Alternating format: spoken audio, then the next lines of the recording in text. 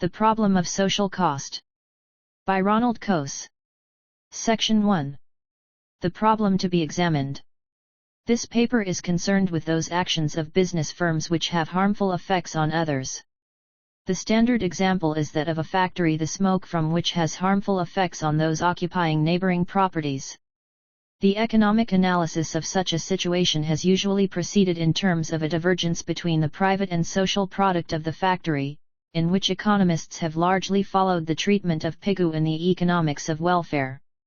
The conclusions to which this kind of analysis seems to have led most economists is that it would be desirable to make the owner of the factory liable for the damage caused to those injured by the smoke, or alternatively, to place a tax on the factory owner varying with the amount of smoke produced and equivalent in money terms to the damage it would cause, or finally, to exclude the factory from residential districts, and presumably from other areas in which the emission of smoke would have harmful effects on others. It is my contention that the suggested courses of action are inappropriate, in that they lead to results which are not necessarily, or even usually, desirable. Section 2. The reciprocal nature of the problem. The traditional approach has tended to obscure the nature of the choice that has to be made. The question is commonly thought of as one in which A inflicts harm on B, and what has to be decided is, how should we restrain A?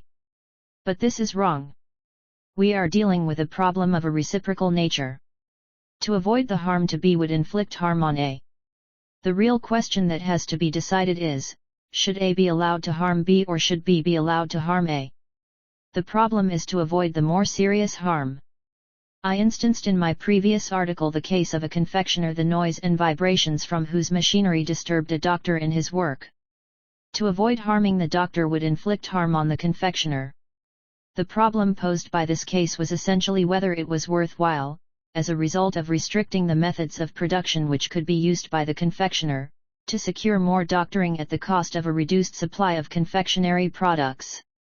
Another example is afforded by the problem of straying cattle which destroy crops on neighboring land. If it is inevitable that some cattle will stray, an increase in the supply of meat can only be obtained at the expense of a decrease in the supply of crops. The nature of the choice is clear: meat or crops. What answer should be given is, of course, not clear unless we know the value of what is obtained as well as the value of what is sacrificed to obtain it. To give another example, Professor George J. Stigler instances the contamination of a stream. If we assume that the harmful effect of the pollution is that it kills the fish, the question to be decided is the value of the fish lost greater or less than the value of the product which the contamination of the stream makes possible? It goes almost without saying that this problem has to be looked at in total and at the margin. Section 3. The pricing system with liability for damage. I propose to start my analysis by examining a case in which most economists would presumably agree that the problem would be solved in a completely satisfactory manner, when the damaging business has to pay for all damage caused and the pricing system works smoothly. Strictly, this means that the operation of a pricing system is without cost. A good example of the problem under discussion is afforded by the case of straying cattle which destroy crops growing on neighboring land. Let us suppose that a farmer and a cattle raiser are operating on neighboring properties. Let us further suppose that, without any fencing between the properties, an increase in the size of the cattle raiser's herd increases the total damage to the farmer's crops. What happens to the marginal damage as the size of the herd increases is another matter. This depends on whether the cattle tend to follow one another or to roam side by side, on whether they tend to be more or less restless as the size of the herd increases, and on other similar factors. For my immediate purpose, it is immaterial what assumption is made about marginal damage as the size of the herd increases. To simplify the argument, I propose to use an arithmetical example. I shall assume that the annual cost of fencing the farmer's property is $9 and that the price of the crop is $1 per ton. Also, I assume that the relation between the number of cattle in the herd and the annual crop loss is as follows. Given that the cattle raiser is liable for the damage caused, the additional annual cost imposed on the cattle raiser if he increased his herd from, say, 2 to 3 steers is $3, and in deciding on the size of the herd, he will take this into account along with his other costs. That is, he will not increase the size of the herd unless the value of the additional meat produced, assuming that the cattle raiser slaughters the cattle, is greater than the additional costs that this will entail, including the value of the additional crops destroyed. Of course, if, by the employment of dogs, herdsmen, aeroplanes, mobile radio, and other means, the amount of damage can be reduced, these means will be adopted when their cost is less than the value of the crop which they prevent being lost. Given that the annual cost of fencing is $9, the cattle raiser who wished to have a herd with 4 steers or more would pay for fencing to be erected and maintained, assuming that other means of attaining the same end would not do so more cheaply. When the fence is erected, the marginal cost due to the liability for damage becomes zero, except to the extent that an increase in the size of the herd necessitates a stronger and therefore more expensive fence because more steers are liable to lean against it at the same time. But, of course, it may be cheaper for the cattle raiser not to fence and to pay for the damaged crops, as in my arithmetical example, with 3 or fewer steers. It might be thought that the fact that the cattle raiser would pay for all crops damaged would lead the farmer to increase his planting if a cattle raiser came to occupy the neighboring property. But this is not so. If the crop was previously sold in conditions of perfect competition, marginal cost was equal to price for the amount of planting undertaken and any expansion would have reduced the profits of the farmer. In the new situation, the existence of crop damage would mean that the farmer would sell less on the open market but his receipts for a given production would remain the same, since the cattle raiser would pay the market price for any crop damaged. Of course, if cattle raising commonly involved the destruction of crops, the coming into existence of a cattle raising industry might raise the price of the crops involved and farmers would then extend their planting. But I wish to confine my attention to the individual farmer. I have said that the occupation of a neighboring property by a cattle raiser would not cause the amount of production, or perhaps more exactly the amount of planting, by the farmer to increase. In fact, if the cattle raising has any effect, it will be to decrease the amount of planting. The reason for this is that, for any given tract of land, if the value of the crop damaged is so great that the receipts from the sale of the undamaged crop are less than the total costs of cultivating that tract of land, it will be profitable for the farmer and the cattle raiser to make a bargain whereby that tract of land is left uncultivated. This can be made clear by means of an arithmetical example. Assume initially that the value of the crop obtained from cultivating a given tract of land is $12 and that the cost incurred in cultivating this tract of land is $10, the net gain from cultivating the land being $2. I assume for purposes of simplicity that the farmer owns the land. Now assume that the cattle raiser starts operations on the neighboring property and that the value of the crops damaged is $1. In this case $11 is obtained by the farmer from sale on the market and $1 is obtained from the cattle raiser for damage suffered and the net gain remains $2. Now suppose that the cattle raiser finds it profitable to increase the size of his herd, even though the amount of damage rises to $3, which means that the value of the additional meat production is greater than the additional costs, including the additional $2 payment for damage. But the total payment for damage is now $3. The net gain to the farmer from cultivating the land is still $2. The cattle raiser would be better off if the farmer would agree not to cultivate his land for any payment less than $3. The farmer would be agreeable to not cultivating the land for any payment greater than $2. There is clearly room for a mutually satisfactory bargain which would lead to the abandonment of cultivation. But the same argument applies not only to the whole tract cultivated by the farmer but also to any subdivision of it. Suppose, for example, that the cattle have a well-defined route, say, to a brook or to a shady area. In these circumstances, the amount of damage to the crop along the route may well be great, and if so, it could be that the farmer and the cattle raiser would find it profitable to make a bargain whereby the farmer would agree not to cultivate this strip of land. But this raises a further possibility. Suppose that there is such a well-defined route. Suppose further that the value of the crop that would be obtained by cultivating this strip of land is $10 but that the cost of cultivation is $11. In the absence of the cattle raiser, the land would not be cultivated. However, given the presence of the cattle raiser, it could well be that if the strip was cultivated, the whole crop would be destroyed by the cattle. In which case, the cattle raiser would be forced to pay $10 to the farmer. It is true that the farmer would lose $1. But the cattle raiser would lose $10. Clearly this is a situation which is not likely to last indefinitely, since neither party would want this to happen. The aim of the farmer would be to induce the cattle raiser to make a payment in return for an agreement to leave this land uncultivated. The farmer would not be able to obtain a payment greater than the cost of fencing off this piece of land, nor so high as to lead the cattle raiser to abandon the use of the neighboring property.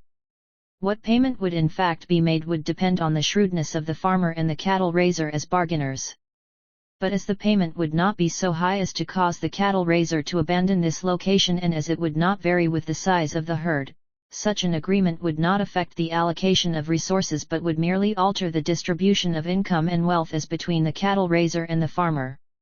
I think it is clear that if the cattle raiser is liable for damage caused and the pricing system works smoothly, the reduction in the value of production elsewhere will be taken into account in computing the additional cost involved in increasing the size of the herd.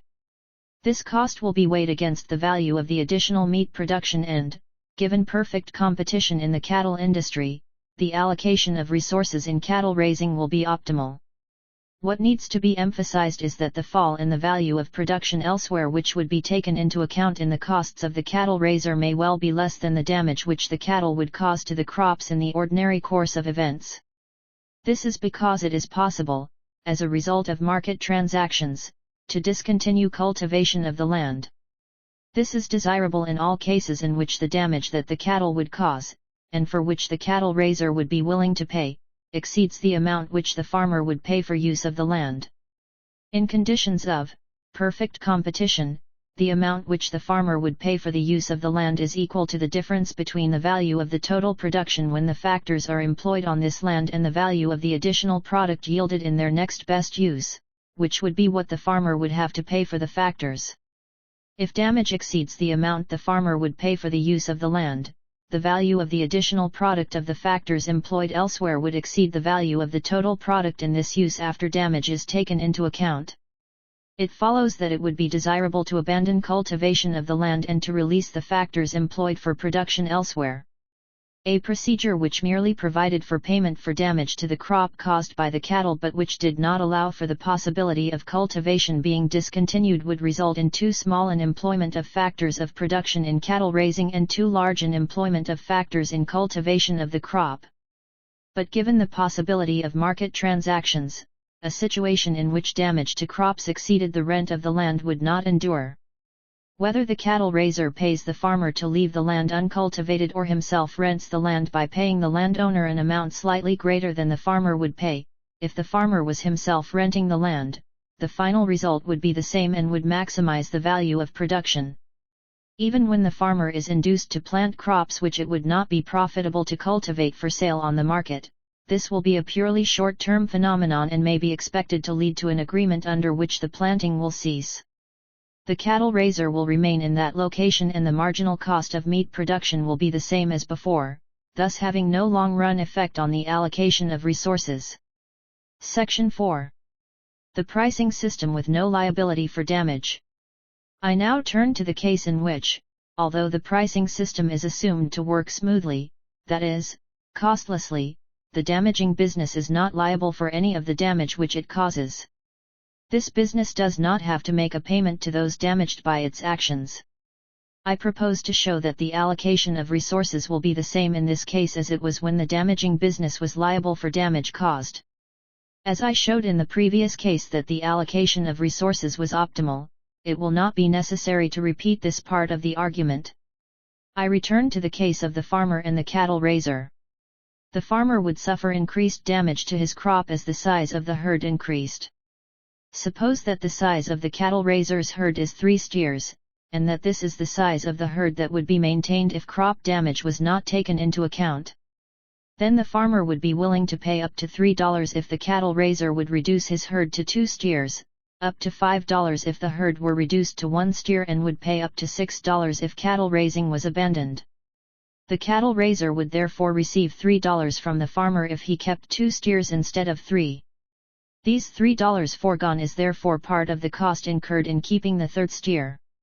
Whether the $3 is a payment which the cattle raiser has to make if he adds the third steer to his herd, which it would be if the cattle raiser was liable to the farmer for damage caused to the crop, or whether it is a sum of money which he would have received if he did not keep a third steer, which it would be if the cattle raiser was not liable to the farmer for damage caused to the crop, does not affect the final result. In both cases $3 is part of the cost of adding a third steer, to be included along with the other costs. If the increase in the value of production in cattle raising through increasing the size of the herd from 2 to 3 is greater than the additional costs that have to be incurred, including the $3 damage to crops, the size of the herd will be increased. Otherwise, it will not. The size of the herd will be the same whether the cattle raiser is liable for damage caused to the crop or not. It may be argued that the assumed starting point, a herd of 3 steers, was arbitrary. And this is true. But the farmer would not wish to pay to avoid crop damage which the cattle raiser would not be able to cause. For example, the maximum annual payment which the farmer could be induced to pay could not exceed $9, the annual cost of fencing. And the farmer would only be willing to pay this sum if it did not reduce his earnings to a level that would cause him to abandon cultivation of this particular tract of land.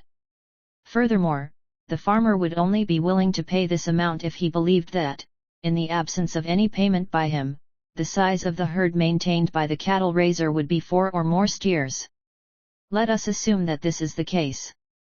Then the farmer would be willing to pay up to $3 if the cattle raiser would reduce his herd to 3 steers, up to $6 if the herd were reduced to 2 steers, up to $8 if 1 steer only were kept, and up to $9 if cattle raising were abandoned. It will be noticed that the change in the starting point has not altered the amount which would accrue to the cattle raiser if he reduced the size of his herd by any given amount. It is still true that the cattle raiser could receive an additional $3 from the farmer if he agreed to reduce his herd from 3 steers to 2, and that the $3 represents the value of the crop that would be destroyed by adding the third steer to the herd. Although a different belief on the part of the farmer, whether justified or not, about the size of the herd that the cattle raiser would maintain in the absence of payments from him may affect the total payment he can be induced to pay, it is not true that this different belief would have any effect on the size of the herd that the cattle raiser will actually keep. This will be the same as it would be if the cattle raiser had to pay for damage caused by his cattle, since a receipt foregone of a given amount is the equivalent of a payment of the same amount. It might be thought that it would pay the cattle raiser to increase his herd above the size that he would wish to maintain once a bargain had been made, in order to induce the farmer to make a larger total payment. And this may be true. It is similar in nature to the action of the farmer, when the cattle raiser was liable for damage, in cultivating land on which, as a result of an agreement with the cattle raiser, planting would subsequently be abandoned, including land which would not be cultivated at all in the absence of cattle raising. But such maneuvers are preliminaries to an agreement and do not affect the long-run equilibrium position, which is the same whether or not the cattle raiser is held responsible for the crop damage brought about by his cattle. It is necessary to know whether the damaging business is liable or not for damage caused, since without the establishment of this initial delimitation of rights there can be no market transactions to transfer and recombine them. But the ultimate result, which maximizes the value of production, is independent of the legal position if the pricing system is assumed to work without cost. Section 5. The problem illustrated anew. The harmful effects of the activities of a business can assume a wide variety of forms. An early English case concerned a building which, by obstructing currents of air, hindered the operation of a windmill. A recent case in Florida concerned a building which cast a shadow on the cabana, swimming pool, and sunbathing areas of a neighboring hotel. The problem of straying cattle and the damaging of crops, which was the subject of detailed examination in the 2 preceding sections, although it may have appeared to be rather a special case, is in fact but one example of a problem which arises in many different guises. To clarify the nature of my argument and to demonstrate its general applicability, I propose to illustrate it anew by reference to 4 actual cases. Let us first reconsider the case of Sturgis v. Bridgman, which I used as an illustration of the general problem in my article on the Federal Communications Commission. In this case, a confectioner, in Wigmore Street, used 2 mortars and pestles in connection with his business. One had been in operation in the same position for more than 60 years and the other for more than 26 years.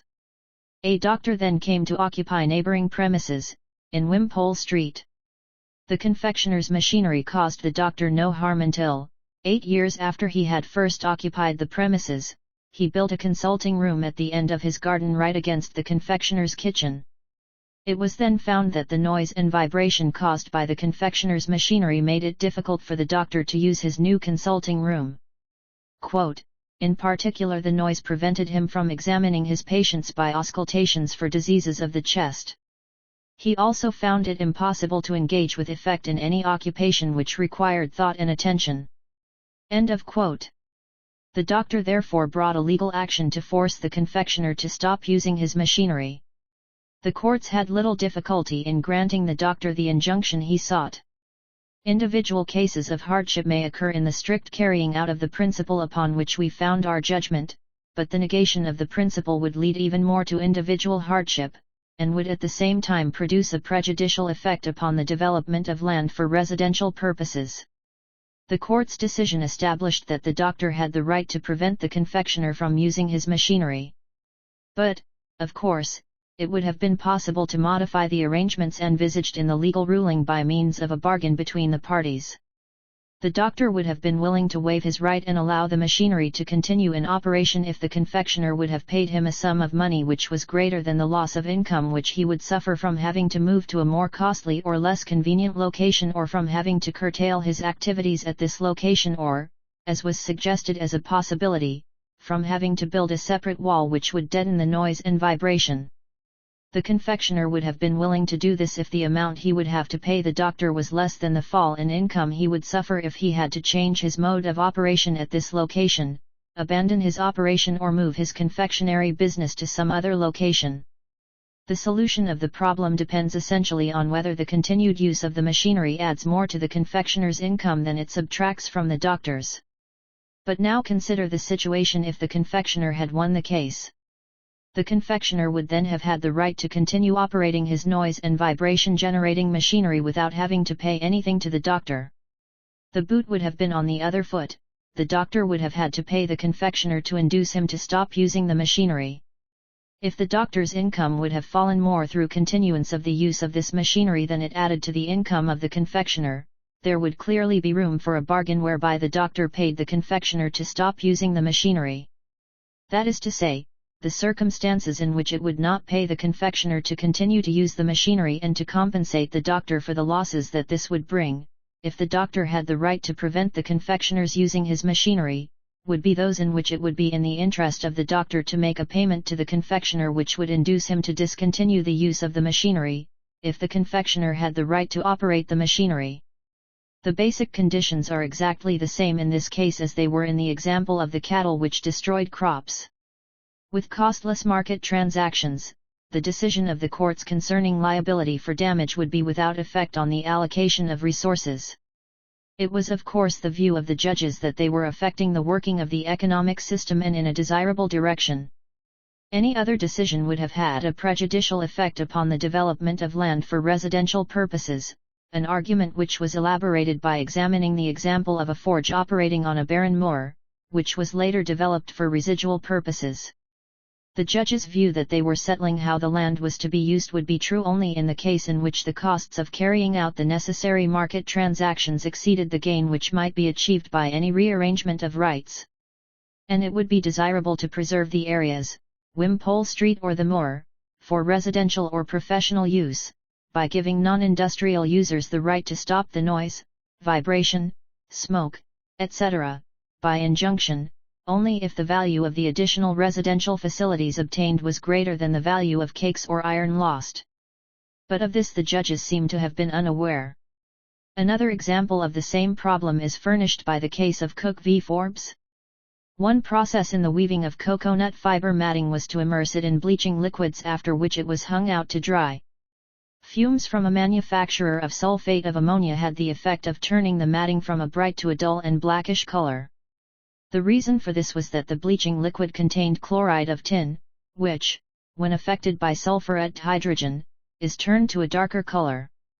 An injunction was sought to stop the manufacturer from emitting the fumes. The lawyers for the defendant argued that if the plaintiff, quote, were not to use a particular bleaching liquid, their fiber would not be affected, that their process is unusual, not according to the custom of the trade, and even damaging to their own fabrics, end of quote. The judge commented, quote, "It appears to me quite plain that a person has a right to carry on upon his own property a manufacturing process in which he uses chloride of tin, or any sort of metallic dye, and that his neighbor is not at liberty to pour in gas which will interfere with his manufacture. If it can be traced to the neighbor, then, I apprehend, clearly he will have a right to come here and ask for relief." End of quote. But in view of the fact that the damage was accidental and occasional, that careful precautions were taken and that there was no exceptional risk, an injunction was refused, leaving the plaintiff to bring an action for damages if he wished. What the subsequent developments were I do not know. But it is clear that the situation is essentially the same as that found in Sturgis v. Bridgman, except that the coconut fiber matting manufacturer could not secure an injunction but would have to seek damages from the sulfate of ammonia manufacturer. The economic analysis of the situation is exactly the same as with the cattle which destroyed crops. To avoid the damage, the sulfate of ammonia manufacturer could increase his precautions or move to another location. Either course would presumably increase his costs. Alternatively, he could pay for the damage. This he would do if the payments for damage were less than the additional costs that would have to be incurred to avoid the damage. The payments for damage would then become part of the cost of production of sulfate of ammonia.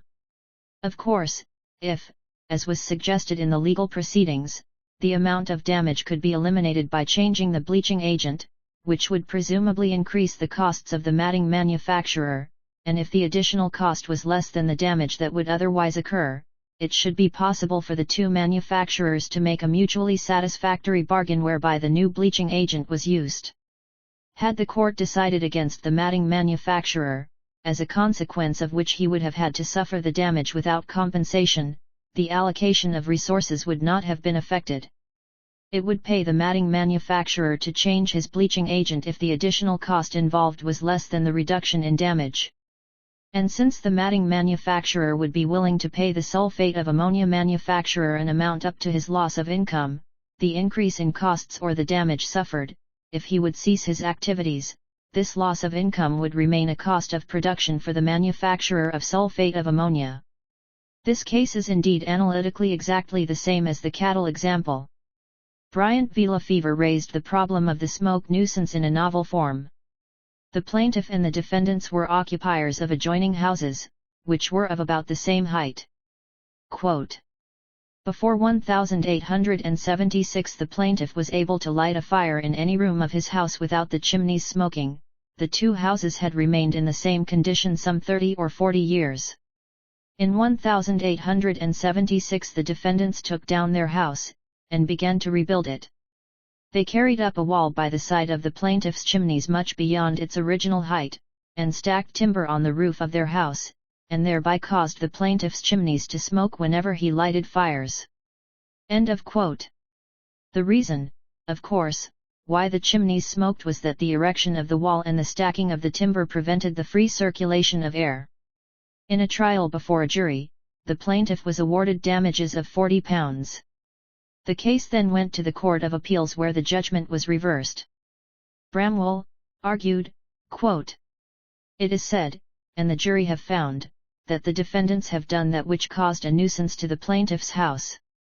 We think there is no evidence of this. No doubt there is a nuisance, but it is not of the defendants causing. They have done nothing in causing the nuisance. Their house and their timber are harmless enough.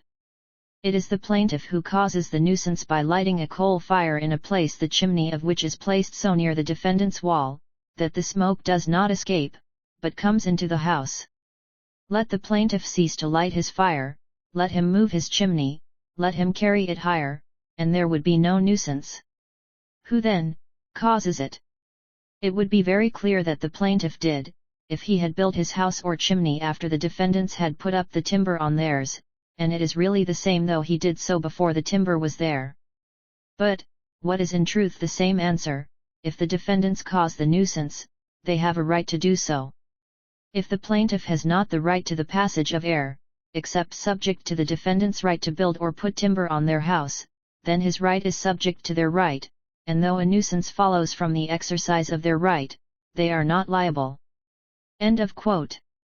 And Cotton, L.J., said, quote, "Here it is found that the erection of the defendant's wall has sensibly and materially interfered with the comfort of human existence in the plaintiff's house, and it is said this is a nuisance for which the defendants are liable.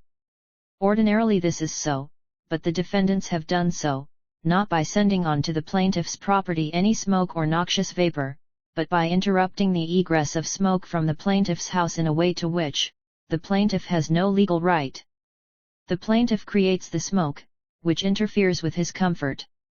Unless he has a right to get rid of this in a particular way which has been interfered with by the defendants, he cannot sue the defendants, because the smoke made by himself, for which he has not provided any effectual means of escape, causes him annoyance.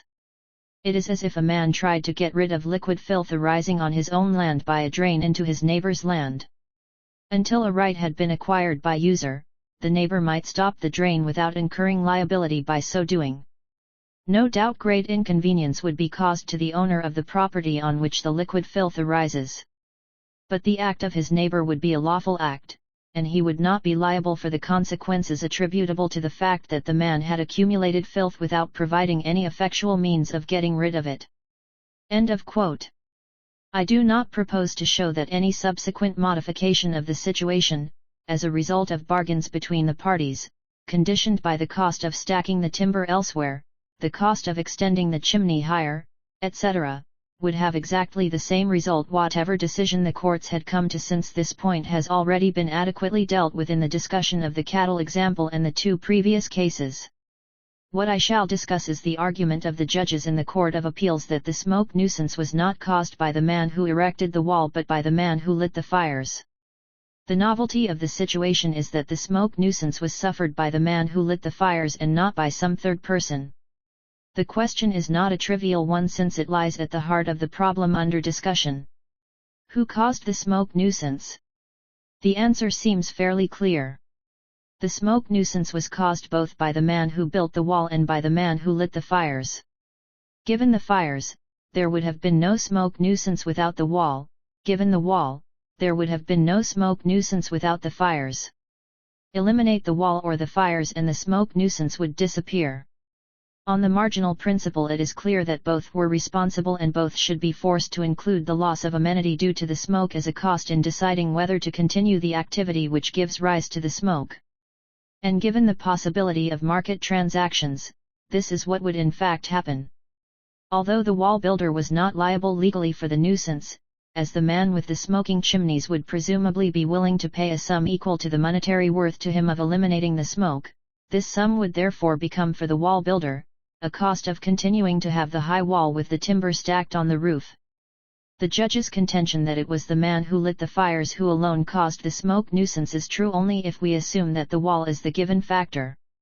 This is what the judges did by deciding that the man who erected the higher wall had a legal right to do so. The case would have been even more interesting if the smoke from the chimneys had injured the timber. Then it would have been the wall builder who suffered the damage. The case would then have closely paralleled Sturgis v. Bridgman, and there can be little doubt that the man who lit the fires would have been liable for the ensuing damage to the timber, in spite of the fact that no damage had occurred until the high wall was built by the man who owned the timber.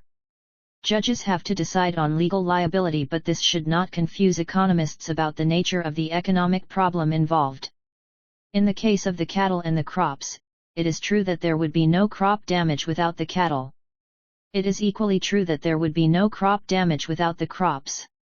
The doctor's work would not have been disturbed if the confectioner had not worked his machinery, but the machinery would have disturbed no one if the doctor had not set up his consulting room in that particular place. The matting was blackened by the fumes from the sulfate of ammonia manufacturer, but no damage would have occurred if the matting manufacturer had not chosen to hang out his matting in a particular place and to use a particular bleaching agent. If we are to discuss the problem in terms of causation, both parties cause the damage. If we are to attain an optimum allocation of resources, it is therefore desirable that both parties should take the harmful effect, the nuisance, into account in deciding on their course of action. It is one of the beauties of a smoothly operating pricing system that, as has already been explained, the fall in the value of production due to the harmful effect would be a cost for both parties. Bass v. Gregory will serve as an excellent final illustration of the problem. The plaintiffs were the owners and tenant of a public house called the Jolly Anglers. The defendant was the owner of some cottages and a yard adjoining the Jolly Anglers. Under the public house was a cellar excavated in the rock. From the cellar, a hole or shaft had been cut into an old well situated in the defendant's yard. The well therefore became the ventilating shaft for the cellar. The cellar, quote, had been used for a particular purpose in the process of brewing, which, without ventilation, could not be carried on, end of quote. The cause of the action was that the defendant removed a grating from the mouth of the well, so as to stop or prevent the free passage of air from the cellar upwards through the well. What caused the defendant to take this step is not clear from the report of the case. Perhaps the air, impregnated by the brewing operations which passed up the well and out into the open air, was offensive to him. At any rate, he preferred to have the well in his yard stopped up. The court had first to determine whether the owners of the public house could have a legal right to a current of air. If they were to have such a right, this case would have to be distinguished from Bryant v. Lefevre, already considered. This, however, presented no difficulty. In this case, the current of air was confined to a strictly defined channel. In the case of Bryant v. Lefevre, what was involved was the general current of air common to all mankind. The judge therefore held that the owners of the public house could have the right to a current of air, whereas the owner of the private house in Bryant v. Lefevre could not. An economist might be tempted to add, but the air moved all the same. However, all that had been decided at this stage of the argument was that there could be a legal right, not that the owners of the public house possessed it. But evidence showed that the shaft from the cellar to the well had existed for over 40 years, and that the use of the well as a ventilating shaft must have been known to the owners of the yard, since the air, when it emerged, smelled of the brewing operations. The judge therefore held that the public house had such a right by the doctrine of lost grant. This doctrine states that if a legal right is proved to have existed and been exercised for a number of years, the law ought to presume that it had a legal origin. So the owner of the cottages and yard had to unstop the well and endure the smell. The reasoning employed by the courts in determining legal rights will often seem strange to an economist, because many of the factors on which the decision turns are, to an economist, irrelevant. Because of this, situations which are, from an economic point of view, identical will be treated quite differently by the courts. The economic problem in all cases of harmful effects is how to maximize the value of production. In the case of Bass v. Gregory, fresh air was drawn in through the well, which facilitated the production of beer, but foul air was expelled through the well, which made life in the adjoining houses less pleasant. The economic problem was to decide which to choose, a lower cost of beer and worsened amenities in adjoining houses, or a higher cost of beer and improved amenities. In deciding this question, the doctrine of lost grant is about as relevant as the color of the judge's eyes. But it has to be remembered that the immediate question faced by the courts is not what shall be done by whom, but who has the legal right to do what. It is always possible to modify by transactions on the market the initial legal delimitation of rights. And, of course, if such market transactions are costless, such a rearrangement of rights will always take place if it would lead to an increase in the value of production. Section 6. The cost of market transactions taken into account. The argument has proceeded up to this point on the assumption, explicit in sections 3 and 4 and tacit in section 5, that there were no costs involved in carrying out market transactions. This is, of course, a very unrealistic assumption. In order to carry out a market transaction, it is necessary to discover who it is that one wishes to deal with, to inform people that one wishes to deal and on what terms, to conduct negotiations leading up to a bargain, to draw up the contract, to undertake the inspection needed to make sure that the terms of the contract are being observed, and so on. These operations are often extremely costly, sufficiently costly at any rate to prevent many transactions that would be carried out in a world in which the pricing system worked without cost. In earlier sections, when dealing with the problem of the rearrangement of legal rights through the market, it was argued that such a rearrangement would be made through the market whenever this would lead to an increase in the value of production. But this assumed costless market transactions. Once the costs of carrying out market transactions are taken into account, it is clear that such a rearrangement of rights will only be undertaken when the increase in the value of production consequent upon the rearrangement is greater than the costs which would be involved in bringing it about. When it is less, the granting of an injunction, or the knowledge that it would be granted, or the liability to pay damages may result in an activity being discontinued, or may prevent its being started, which would be undertaken if market transactions were costless. In these conditions, the initial delimitation of legal rights does have an effect on the efficiency with which the economic system operates. One arrangement of rights may bring about a greater value of production than any other. But unless this is the arrangement of rights established by the legal system, the costs of reaching the same result by altering and combining rights through the market may be so great that this optimal arrangement of rights, and the greater value of production which it would bring, may never be achieved. The part played by economic considerations in the process of delimiting legal rights will be discussed in the next section. In this section, I will take the initial delimitation of rights and the costs of carrying out market transactions as given. It is clear that an alternative form of economic organization which could achieve the same result at less cost than would be incurred by using the market would enable the value of production to be raised. As I explained many years ago, the firm represents such an alternative to organizing production through market transactions. Within the firm, individual bargains between the various cooperating factors of production are eliminated, and for a market transaction is substituted an administrative decision. The rearrangement of production then takes place without the need for bargains between the owners of the factors of production. A landowner who has control of a large tract of land may devote his land to various uses, taking into account the effect that the interrelations of the various activities will have on the net return of the land, thus rendering unnecessary bargains between those undertaking the various activities. Owners of a large building or of several adjoining properties in a given area may act in much the same way. In effect, using our earlier terminology, the firm would acquire the legal rights of all the parties, and the rearrangement of activities would not follow on a rearrangement of rights by contract, but as a result of an administrative decision as to how the rights should be used. It does not, of course, follow that the administrative costs of organizing a transaction through a firm are inevitably less than the costs of the market transactions which are superseded. But where contracts are peculiarly difficult to draw up in an attempt to describe what the parties have agreed to do or not to do, e.g. the amount and kind of a smell or noise that they may make or will not make, would necessitate a lengthy and highly involved document, and, where, as is probable, a long-term contract would be desirable, it would be hardly surprising if the emergence of a firm or the extension of the activities of an existing firm was not the solution adopted on many occasions.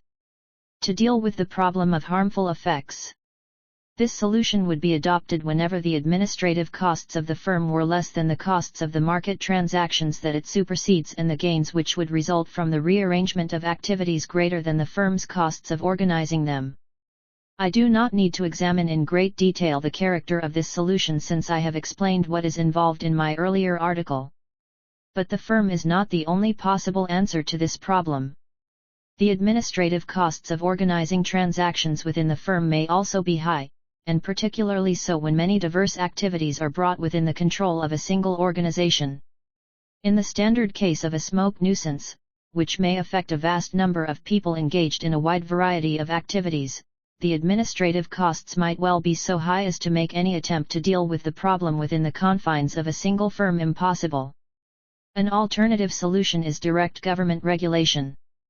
Instead of instituting a legal system of rights which can be modified by transactions on the market, the government may impose regulations which state what people must or must not do and which have to be obeyed.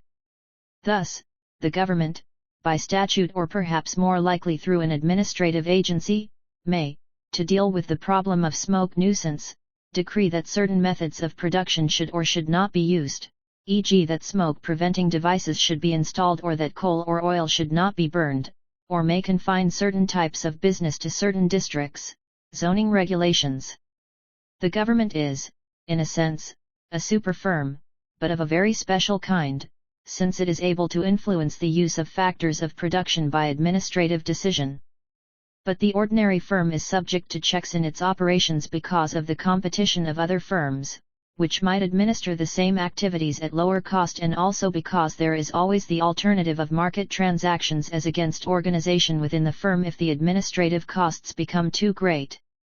The government is able, if it wishes, to avoid the market altogether, which a firm can never do. The firm has to make market agreements with the owners of the factors of production that it uses. Just as the government can conscript or seize property, so it can decree that factors of production should only be used in such and such a way. Such authoritarian methods save a lot of trouble for those doing the organizing.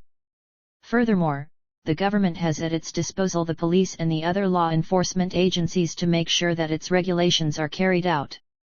It is clear that the government has powers which might enable it to get some things done at a lower cost than could a private organization, or at any rate one without special governmental powers. But the governmental administrative machine is not itself costless.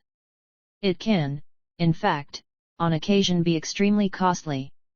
Furthermore, there is no reason to suppose that the restrictive and zoning regulations, made by a fallible administration subject to political pressures and operating without any competitive check, will necessarily always be those which increase the efficiency with which the economic system operates.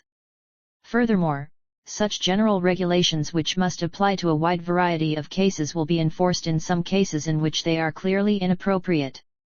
From these considerations it follows that direct governmental regulation will not necessarily give better results than leaving the problem to be solved by the market or the firm. But equally there is no reason why, on occasion, such governmental administrative regulation should not lead to an improvement in economic efficiency. This would seem particularly likely when, as is normally the case with the smoke nuisance, a large number of people are involved and in which therefore the costs of handling the problem through the market or the firm may be high. There is, of course, a further alternative, which is to do nothing about the problem at all.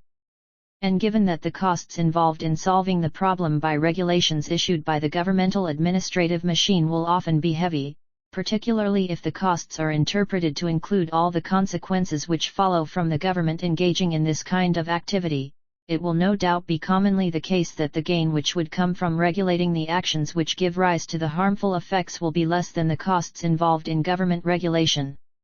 The discussion of the problem of harmful effects in this section, when the costs of market transactions are taken into account, is extremely inadequate. But at least it has made clear that the problem is one of choosing the appropriate social arrangement for dealing with the harmful effects. All solutions have costs, and there is no reason to suppose that government regulation is called for simply because the problem is not well handled by the market or the firm. Satisfactory views on policy can only come from a patient study of how, in practice, the market, firms and governments handle the problem of harmful effects. Economists need to study the work of the broker in bringing parties together, the effectiveness of restrictive covenants, the problems of the large-scale real estate development company, the operation of government zoning and other regulating activities. It is my belief that economists, and policymakers generally, have tended to overestimate the advantages which come from governmental regulation. But this belief, even if justified, does not do more than suggest that government regulation should be curtailed. It does not tell us where the boundary line should be drawn. This, it seems to me, has to come from a detailed investigation of the actual results of handling the problem in different ways.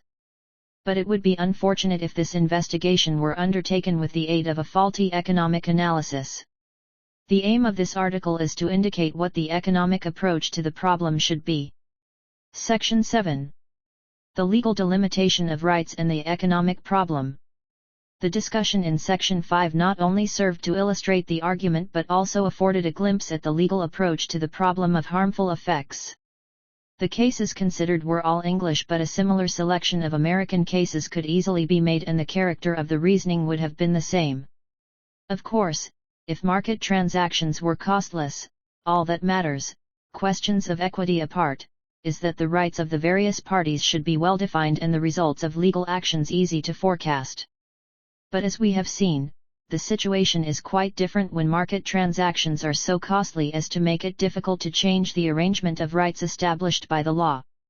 In such cases, the courts directly influence economic activity. It would therefore seem desirable that the courts should understand the economic consequences of their decisions and should, insofar as this is possible without creating too much uncertainty about the legal position itself, take these consequences into account when making their decisions. Even when it is possible to change the legal delimitation of rights through market transactions, it is obviously desirable to reduce the need for such transactions and thus reduce the employment of resources in carrying them out. A thorough examination of the presuppositions of the courts in trying such cases would be of great interest, but I have not been able to attempt it. Nevertheless, it is clear from a cursory study that the courts have often recognized the economic implications of their decisions and are aware, as many economists are not, of the reciprocal nature of the problem. Furthermore, from time to time, they take these economic implications into account, along with other factors, in arriving at their decisions. The American writers on this subject refer to the question in a more explicit fashion than do the British.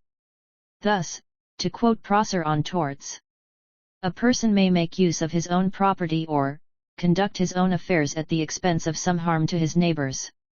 He may operate a factory whose noise and smoke cause some discomfort to others, so long as he keeps within reasonable bounds. It is only when his conduct is unreasonable, in the light of its utility and the harm which results italics added, that it becomes a nuisance. As it was said in an ancient case in regard to candle making in a town, le utility del chose excusera le noisomeness del stink. The world must have factories, smelters, oil refineries, noisy machinery, and blasting, even at the expense of some inconvenience to those in the vicinity, and the plaintiff may be required to accept some not unreasonable discomfort for the general good." End of quote. The standard British writers do not state as explicitly as this that a comparison between the utility and harm produced is an element in deciding whether a harmful effect should be considered a nuisance. But similar views, if less strongly expressed, are to be found. 7. The doctrine that the harmful effect must be substantial before the court will act is, no doubt, in part a reflection of the fact that there will almost always be some gain to offset the harm. And in the reports of individual cases, it is clear that the judges have had in mind what would be lost as well as what would be gained in deciding whether to grant an injunction or award damages. Thus, in refusing to prevent the destruction of a prospect by a new building, the judge stated, quote, "I know no general rule of common law, which says, that building so as to stop another's prospect is a nuisance. Was that the case, there could be no great towns, and I must grant injunctions to all the new buildings in this town." End of quote. In Webb v. Bird it was decided that it was not a nuisance to build a schoolhouse so near a windmill as to obstruct currents of air and hinder the working of the mill. An early case seems to have been decided in an opposite direction. Gale commented, "In old maps of London a row of windmills appears on the heights to the north of London. Probably in the time of King James it was thought an alarming circumstance, as affecting the supply of food to the city, that anyone should build so near them as to take the wind out from their sails." In one of the cases discussed in Section 5, Sturgis v. Bridgman, it seems clear that the judges were thinking of the economic consequences of alternative decisions.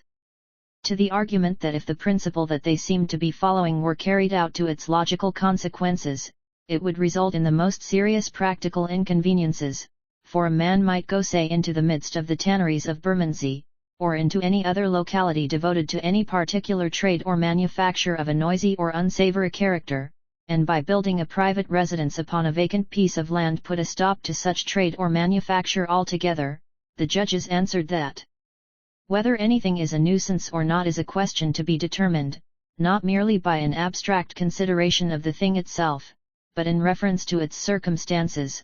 What would be a nuisance in Belgrave Square would not necessarily be so in Bermondsey, and where a locality is devoted to a particular trade or manufacture carried on by the traders or manufacturers in a particular and established manner not constituting a public nuisance, judges and juries would be justified in finding, and may be trusted to find, that the trade or manufacture so carried on in that locality is not a private or actionable wrong. That the character of the neighborhood is relevant in deciding whether something is, or is not, a nuisance, is definitely established. He who dislikes the noise of traffic must not set up his abode in the heart of a great city. He who loves peace and quiet must not live in a locality devoted to the business of making boilers or steamships. What has emerged has been described as planning and zoning by the judiciary. Of course, there are sometimes considerable difficulties in applying the criteria. An interesting example of the problem is found in Adams v. Ursell, in which a fried fish shop in a predominantly working-class district was set up near houses of a much better character. England without fish and chips is a contradiction in terms, and the case was clearly one of high importance. The judge commented, "It was urged that an injunction would cause great hardship to the defendant and to the poor people who get food at his shop. The answer to that is that it does not follow that the defendant cannot carry on his business in another more suitable place somewhere in the neighborhood. It by no means follows that because a fried fish shop is a nuisance in one place it is a nuisance in another. In fact, the injunction which restrained Mr. Ursell from running his shop did not even extend to the whole street. So he was presumably able to move to other premises near houses of a much worse character, the inhabitants of which would no doubt consider the availability of fish and chips to outweigh the pervading odor and fog or mist so graphically described by the plaintiff. Had there been no other more suitable place in the neighborhood, the case would have been more difficult and the decision might have been different. What would the poor people have had for food? No English judge would have said, 'Let them eat cake.' The courts do not always refer very clearly to the economic problem posed by the cases brought before them, but it seems probable that in the interpretation of words and phrases like reasonable or common or ordinary use there is some recognition, perhaps largely unconscious and certainly not very explicit, of the economic aspects of the questions at issue. A good example of this would seem to be the judgment in the Court of Appeals in Andrea v. Selfridge and Company. In this case, a hotel, in Wigmore Street, was situated on part of an island site. The remainder of the site was acquired by Selfridges, which demolished the existing buildings in order to erect another in their place. The hotel suffered a loss of custom in consequence of the noise and dust caused by the demolition. The owner of the hotel brought an action against Selfridges for damages. In the lower court, the hotel was awarded £4,500 in damages. The case was then taken on appeal. The judge who had found for the hotel proprietor in the lower court said, quote, "I cannot regard what the defendants did on the site of the first operation as having been commonly done in the ordinary use and occupation of land or houses. It is neither usual nor common, in this country, for people to excavate a site to a depth of 60 feet and then to erect upon that site a steel framework and fasten the steel frames together with rivets. Nor is it, I think, a common or ordinary use of land, in this country, to act as the defendants did when they were dealing with the site of their second operation, namely, to demolish all the houses that they had to demolish, 5 or 6 of them I think, if not more, and to use for the purpose of demolishing them pneumatic hammers." End of quote. Sir Wilfrid Green, M.R., speaking for the Court of Appeals, first noted, quote, "that when one is dealing with temporary operations, such as demolition and rebuilding, everybody has to put up with a certain amount of discomfort, because operations of that kind cannot be carried on at all without a certain amount of noise and a certain amount of dust. Therefore, the rule with regard to interference must be read subject to this qualification." He then referred to the previous judgment. "With great respect to the learned judge, I take the view that he has not approached this matter from the correct angle.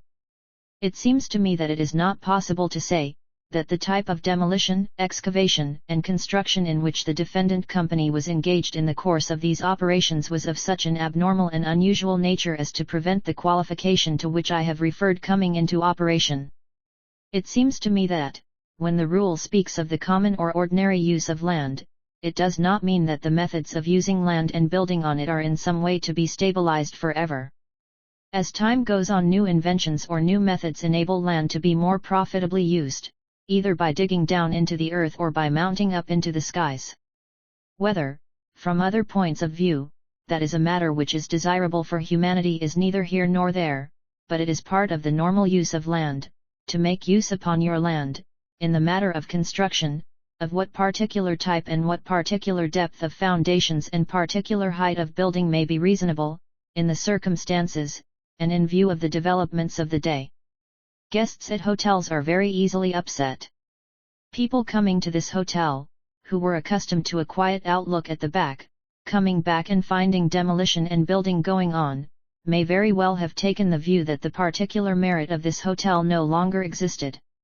That would be a misfortune for the plaintiff, but assuming that there was nothing wrong in the defendant company's works, assuming the defendant company was carrying on the demolition and its building, productive of noise though it might be, with all reasonable skill, and taking all reasonable precautions not to cause annoyance to its neighbors, then the plaintiff might lose all her clients in the hotel because they have lost the amenities of an open and quiet place behind, but she would have no cause of complaint. But those who say that their interference with the comfort of their neighbors is justified because their operations are normal and usual and conducted with proper care and skill are under a specific duty, to use that reasonable and proper care and skill. It is not a correct attitude to take to say, we will go on and do what we like until somebody complains. Their duty is to take proper precautions and to see that the nuisance is reduced to a minimum. It is no answer for them to say, but this would mean that we should have to do the work more slowly than we would like to do it, or it would involve putting us to some extra expense. All these questions are matters of common sense and degree, and quite clearly it would be unreasonable to expect people to conduct their work so slowly or so expensively, for the purpose of preventing a transient inconvenience, that the cost and trouble would be prohibitive. In this case, the defendant company's attitude seems to have been to go on until somebody complained, and, further, that its desire to hurry its work and conduct it according to its own ideas and its own convenience was to prevail if there was a real conflict between it and the comfort of its neighbors. That is not carrying out the obligation of using reasonable care and skill. The effect comes to this: the plaintiff suffered an actionable nuisance, she is entitled, not to a nominal sum, but to a substantial sum, based upon those principles, but in arriving at the sum, I have discounted any loss of custom, which might be due to the general loss of amenities owing to what was going on at the back. End of quote. The upshot was that the damages awarded were reduced from £4,500 to £1,000. The discussion in this section has, up to this point, been concerned with court decisions arising out of the common law relating to nuisance. Delimitation of rights in this area also comes about because of statutory enactments. Most economists would appear to assume that the aim of governmental action in this field is to extend the scope of the law of nuisance by designating as nuisances activities which would not be recognized as such by the common law. And there can be no doubt that some statutes, for example, the Public Health Acts, have had this effect. But not all government enactments are of this kind. The effect of much of the legislation in this area is to protect businesses from the claims of those they have harmed by their actions. There is a long list of legalized nuisances. The position has been summarized in Halsbury's Laws of England as follows, quote, "Where the legislature directs that a thing shall in all events be done or authorizes certain works at a particular place for a specific purposes or grants powers with the intention that they shall be exercised, although leaving some discretion as to the mode of exercise, no action will lie at common law for nuisance or damage which is the inevitable result of carrying out the statutory powers so conferred. This is so whether the act causing the damage is authorized for public purposes or private profit. Acts done under powers granted by persons to whom Parliament has delegated authority to grant such powers, for example, under provisional orders of the Board of Trade, are regarded as having been done under statutory authority. In the absence of negligence, it seems that a body exercising statutory powers will not be liable to an action merely because it might, by acting in a different way, have minimized an injury." End of quote.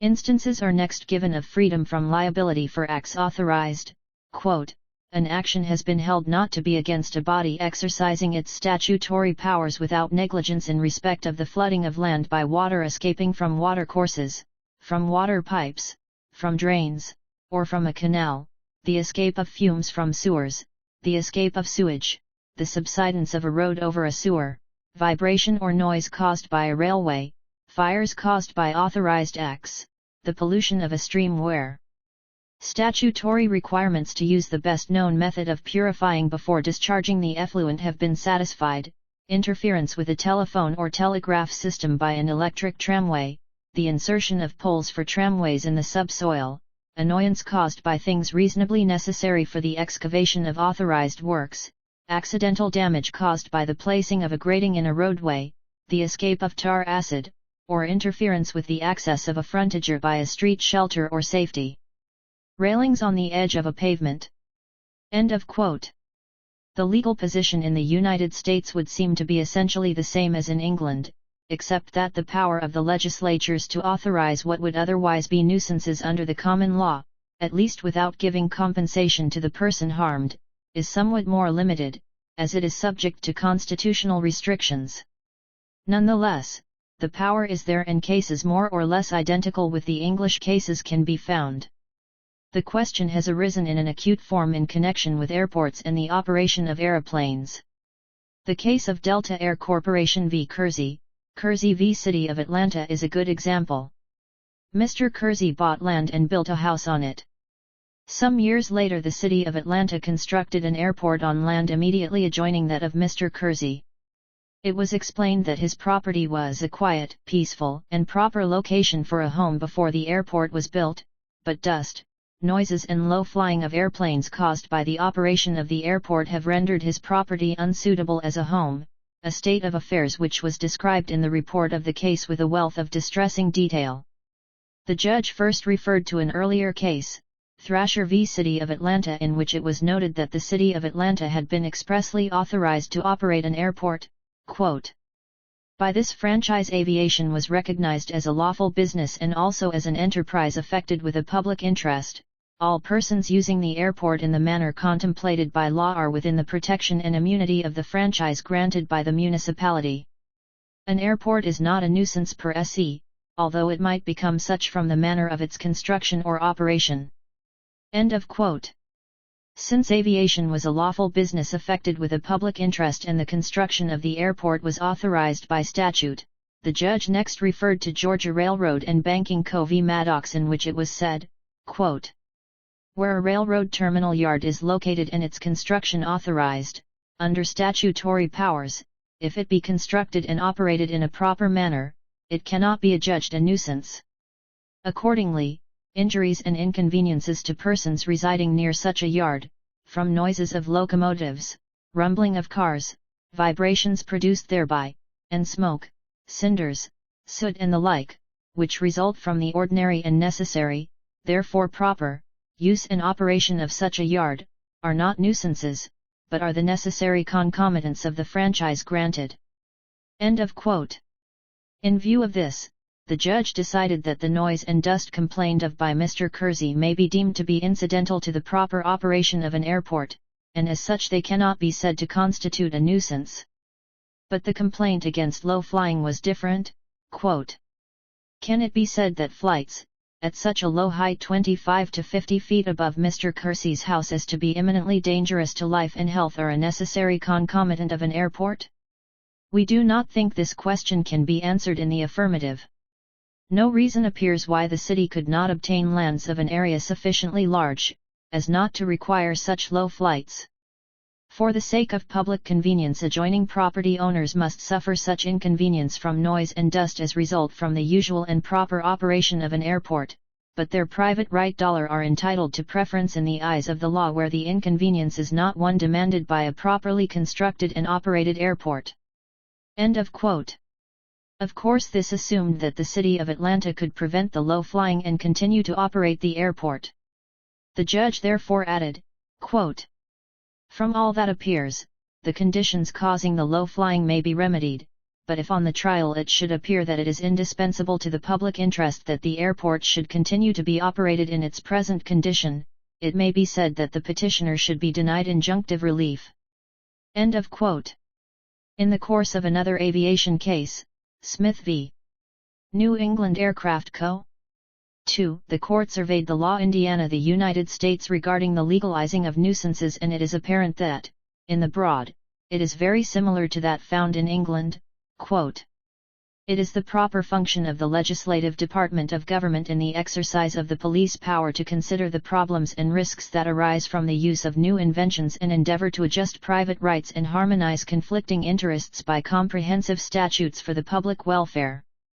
There are analogies where the invasion of the airspace over underlying land by noise, smoke, vibration, dust, and disagreeable odors, having been authorized by the legislative department of government and not being in effect a condemnation of the property although in some measure depreciating its market value, must be borne by the landowner without compensation or remedy. Legislative sanction makes that lawful which otherwise might be a nuisance. Examples of this are damages to adjacent land arising from smoke, vibration, and noise in the operation of a railroad, the noise of ringing factory bells, the abatement of nuisance, the erection of steam engines and furnaces. Unpleasant odors connected with sewers, oil refining and storage of naphtha. End of quote. Most economists seem to be unaware of all this. When they are prevented from sleeping at night by the roar of jet planes overhead, publicly authorized and perhaps publicly operated, are unable to think, or rest, in the day because of the noise and vibration from passing trains, publicly authorized and perhaps publicly operated, find it difficult to breathe because of the odor from a local sewage farm, publicly authorized and perhaps publicly operated, and are unable to escape because their driveways are blocked by a road obstruction. Without any doubt, publicly devised, their nerves frayed and mental balance disturbed, they proceed to declaim about the disadvantages of private enterprise and the need for government regulation. While most economists seem to be under misapprehension concerning the character of the situation with which they are dealing, it is also the case that the activities which they would like to see stopped or curtailed may well be socially justified. It is all a question of weighing up the gains that would accrue from eliminating these harmful effects against the gains that accrue from allowing them to continue. Of course, it is likely that an extension of government economic activity will often lead to this protection against action for nuisance being pushed further than is desirable. For one thing, the government is likely to look with a benevolent eye on enterprises which it is itself promoting. For another, it is possible to describe the committing of a nuisance by public enterprise in a much more pleasant way than when the same thing is done by private enterprise. In the words of Lord Justice Sir Alfred Denning, quote, "The significance of the social revolution of today is that, whereas in the past the balance was much too heavily in favor of the rights of property and freedom of contract, Parliament has repeatedly intervened so as to give the public good its proper place." End of quote. There can be little doubt that the welfare state is likely to bring an extension of that immunity from liability for damage, which economists have been in the habit of condemning, although they have tended to assume that this immunity was a sign of too little government intervention in the economic system. For example, in Britain, the powers of local authorities are regarded as being either absolute or conditional. In the first category, the local authority has no discretion in exercising the power conferred on it. The absolute power may be said to cover all the necessary consequences of its direct operation even if such consequences amount to nuisance. On the other hand, a conditional power may only be exercised in such a way that the consequences do not constitute a nuisance. Quote, "It is the intention of the legislature which determines whether a power is absolute or conditional. As there is the possibility that the social policy of the legislature may change from time to time, a power which in one era would be construed as being conditional, might in another era be interpreted as being absolute in order to further the policy of the welfare state. This point is one which should be borne in mind when considering some of the older cases upon this aspect of the law of nuisance." End of quote. It would seem desirable to summarize the burden of this long section. The problem which we face in dealing with actions which have harmful effects is not simply one of restraining those responsible for them. What has to be decided is whether the gain from preventing the harm is greater than the loss which would be suffered elsewhere as a result of stopping the action which produces the harm. In a world in which there are costs of rearranging the rights established by the legal system, the courts, in cases relating to nuisance, are, in effect, making a decision on the economic problem and determining how resources are to be employed. It was argued that the courts are conscious of this and that they often make, although not always in a very explicit fashion, a comparison between what would be gained and what lost by preventing actions which have harmful effects. But the delimitation of rights is also the result of statutory enactments. Here we also find evidence of an appreciation of the reciprocal nature of the problem. While statutory enactments add to the list of nuisances, action is also taken to legalize what would otherwise be nuisances under the common law. The kind of situation which economists are prone to consider as requiring corrective government action is, in fact, often the result of government action. Such action is not necessarily unwise. But there is a real danger that extensive government intervention in the economic system may lead to the protection of those responsible for harmful effects being carried too far. Section 8. Pigou's treatment in the economics of welfare. The fountainhead for the modern economic analysis of the problem discussed in this article is Pigou's Economics of Welfare and, in particular, that section of Part 2 which deals with divergences between social and private net products which come about because, quote, one person A, in the course of rendering some service, for which payment is made, to a second person B, incidentally also renders services or disservices to other persons, not producers of like services, of such a sort that payment cannot be exacted from the benefited parties or compensation enforced on behalf of the injured parties. End of quote. Pigou tells us that his aim in Part 2 of the Economics of Welfare is, quote, to ascertain how far the free play of self-interest, acting under the existing legal system, tends to distribute the country's resources in the way most favorable to the production of a large national dividend, and how far it is feasible for state action to improve upon natural tendencies. End of quote. To judge from the first part of this statement, Pigou's purpose is to discover whether any improvements could be made in the existing arrangements which determine the use of resources. Since Pigou's conclusion is that improvements could be made, one might have expected him to continue by saying that he proposed to set out the changes required to bring them about. Instead, Pigou adds a phrase which contrasts natural tendencies with state action, which seems in some sense to equate the present arrangements with natural tendencies and to imply that what is required to bring about these improvements is state action, if feasible. That this is more or less Pigou's position is evident from Chapter 1 of Part 2.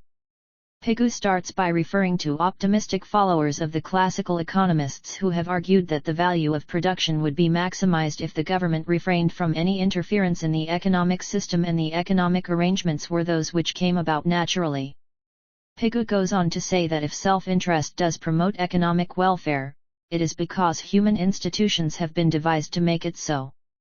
This part of Pigou's argument, which he develops with the aid of a quotation from Cannon, seems to me to be essentially correct.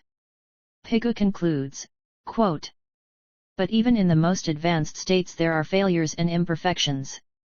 There are many obstacles that prevent a community's resources from being distributed, in the most efficient way. The study of these constitutes our present problem, its purposes is essentially practical. It seeks to bring into clearer light some of the ways in which it now is, or eventually may become, feasible for governments to control the play of economic forces in such wise as to promote the economic welfare, and through that, the total welfare, of their citizens as a whole. End of quote. Pigou's underlying thought would appear to be, some have argued that no state action is needed. But the system has performed as well as it has because of state action. Nonetheless, there are still imperfections. What additional state action is required? If this is a correct summary of Pigou's position, its inadequacy can be demonstrated by examining the first example he gives of a divergence between private and social products. Quote, it might happen, that costs are thrown upon people not directly concerned, through, say, uncompensated damage done to surrounding woods by sparks from railway engines. All such effects must be included. Some of them will be positive, others negative elements in reckoning up the social net product of the marginal increment of any volume of resources turned into any use or place. End of quote. The example used by Pigou refers to a real situation. In Britain, a railway does not normally have to compensate those who suffer damage by fire caused by sparks from an engine. Taken in conjunction with what he says in Chapter 9 of Part 2, I take Pigou's policy recommendations to be, first, that there should be state action to correct this natural situation and, second, that the railways should be forced to compensate those whose woods are burnt. If this is a correct interpretation of Pigou's position, I would argue that the first recommendation is based on a misapprehension of the facts and that the second is not necessarily desirable. Let us consider the legal position. Under the heading Sparks from Engines, we find the following in Halsbury's Laws of England, quote, "If railway undertakers use steam engines on their railway without express statutory authority to do so, they are liable, irrespective of any negligence on their part, for fires caused by sparks from engines.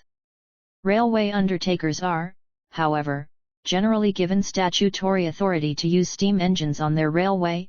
Accordingly, if an engine is constructed with the precautions which science suggests against fire and is used without negligence, they are not responsible at common law for any damage which may be done by sparks.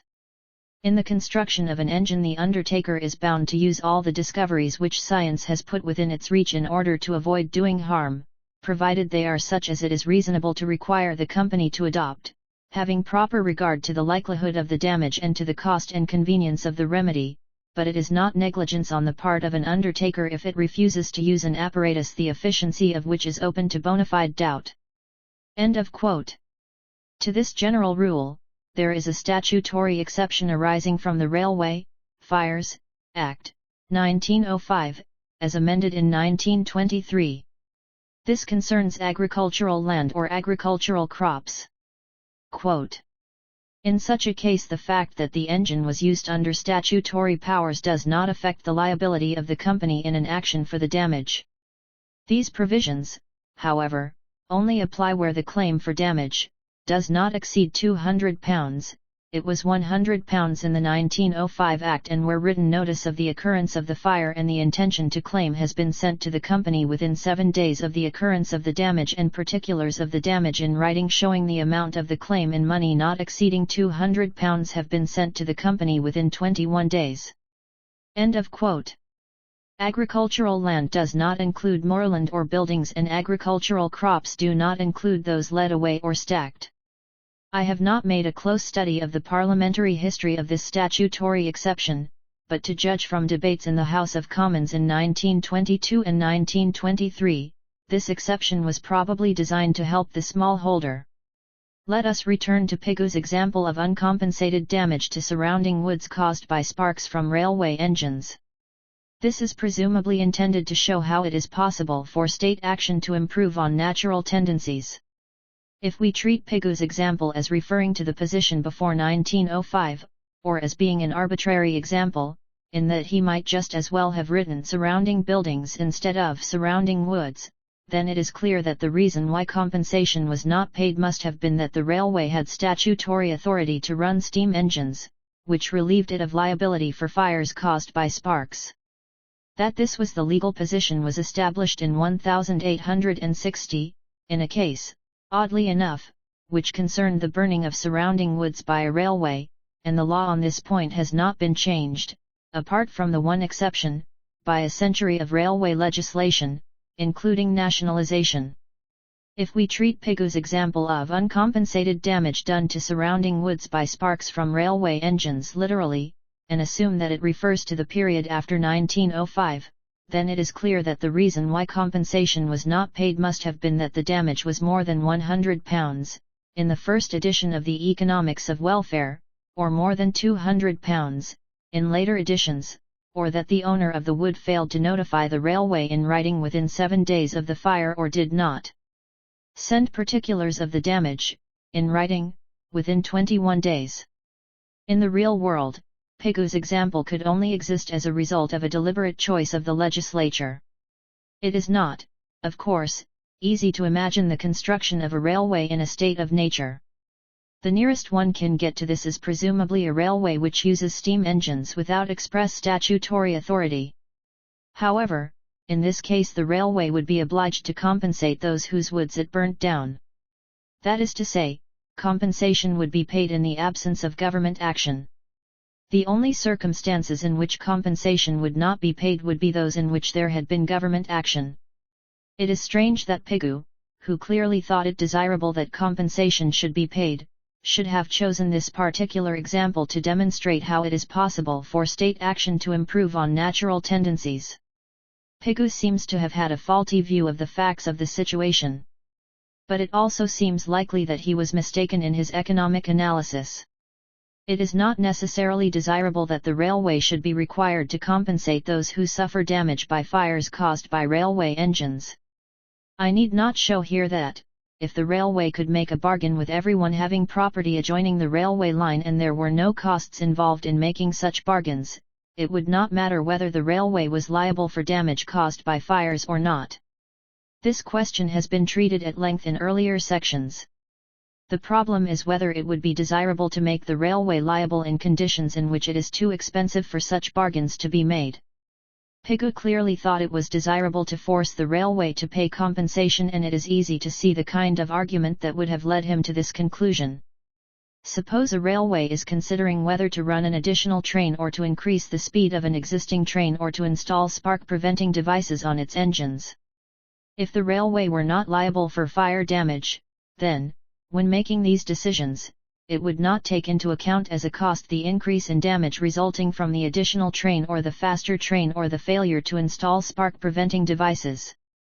This is the source of the divergence between private and social net products. It results in the railway performing acts which will lower the value of total production and which it would not do if it were liable for the damage. This can be shown by means of an arithmetical example. Consider a railway, which is not liable for damage by fires caused by sparks from its engines, which runs 2 trains per day on a certain line. Suppose that running 1 train per day would enable the railway to perform services worth $150 per annum, and running 2 trains a day would enable the railway to perform services worth $250 per annum. Suppose further that the cost of running 1 train is $50 per annum and 2 trains $100 per annum. Assuming perfect competition, the cost equals the fall in the value of production elsewhere due to the employment of additional factors of production by the railway. Clearly the railway would find it profitable to run 2 trains per day.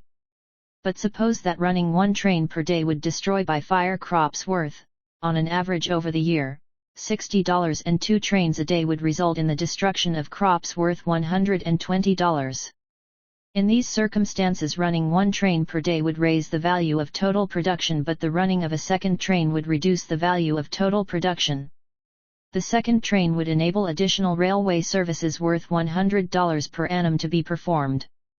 But the fall in the value of production elsewhere would be $110 per annum, $50 as a result of the employment of additional factors of production, and $60 as a result of the destruction of crops.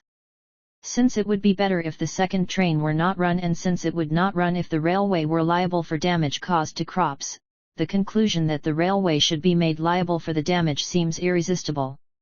Undoubtedly it is this kind of reasoning which underlies the Pigouvian position. The conclusion that it would be better if the second train did not run is correct. The conclusion that it is desirable that the railway should be made liable for the damage it causes is wrong. Let us change our assumption concerning the rule of liability. Suppose that the railway is liable for damage from fires caused by sparks from the engine. A farmer on lands adjoining the railway is then in the position that, if his crop is destroyed by fires caused by the railway, he will receive the market price from the railway, but if his crop is not damaged, he will receive the market price by sale. It therefore becomes a matter of indifference to him whether his crop is damaged by fire or not. The position is very different when the railway is not liable. Any crop destruction through railway-caused fires would then reduce the receipts of the farmer. He would therefore take out of cultivation any land for which the damage is likely to be greater than the net return of the land, for reasons explained at length in Section 3. A change from a regime in which the railway is not liable for damage to one in which it is liable is likely therefore to lead to an increase in the amount of cultivation on lands adjoining the railway. It will also, of course, lead to an increase in the amount of crop destruction due to railway-caused fires. Let us return to our arithmetical example. Assume that, with the changed rule of liability, there is a doubling in the amount of crop destruction due to railway-caused fires. With 1 train per day, crops worth $120 would be destroyed each year and 2 trains per day would lead to the destruction of crops worth $240. We saw previously that it would not be profitable to run the second train if the railway had to pay $60 per annum as compensation for damage. With damage at $120 per annum, the loss from running the second train would be $60 greater. But now let us consider the first train. The value of the transport services furnished by the first train is $150. The cost of running the train is $50. The amount that the railway would have to pay out as compensation for damage is $120. It follows that it would not be profitable to run any trains. With the figures in our example, we reach the following result: if the railway is not liable for fire damage, 2 trains per day would be run. If the railway is liable for fire damage, it would cease operations altogether. Does this mean that it is better that there should be no railway? This question can be resolved by considering what would happen to the value of total production if it were decided to exempt the railway from liability for fire damage, thus bringing it into operation, with 2 trains per day. The operation of the railway would enable transport services worth $250 to be performed. It would also mean the employment of factors of production which would reduce the value of production elsewhere by $100. Furthermore, it would mean the destruction of crops worth $120. The coming of the railway will also have led to the abandonment of cultivation of some land. Since we know that, had this land been cultivated, the value of the crops destroyed by fire would have been $120, and since it is unlikely that the total crop on this land would have been destroyed, it seems reasonable to suppose that the value of the crop yield on this land would have been higher than this. Assume it would have been $160. But the abandonment of cultivation would have released factors of production for employment elsewhere.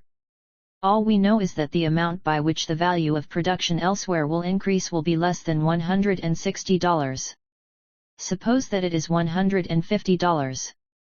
Then the gain from operating the railway would be $250, the value of the transport services, minus $100, the cost of the factors of production, minus $120, the value of crops destroyed by fire, minus $160, the fall in the value of crop production due to the abandonment of cultivation, plus $150, the value of production elsewhere of the released factors of production.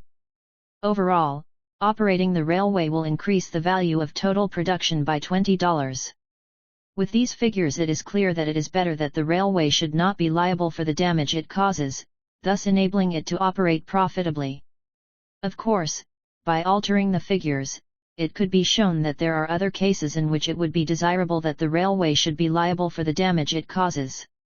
It is enough for my purpose to show that, from an economic point of view, a situation in which there is uncompensated damage done to surrounding woods by sparks from railway engines is not necessarily undesirable.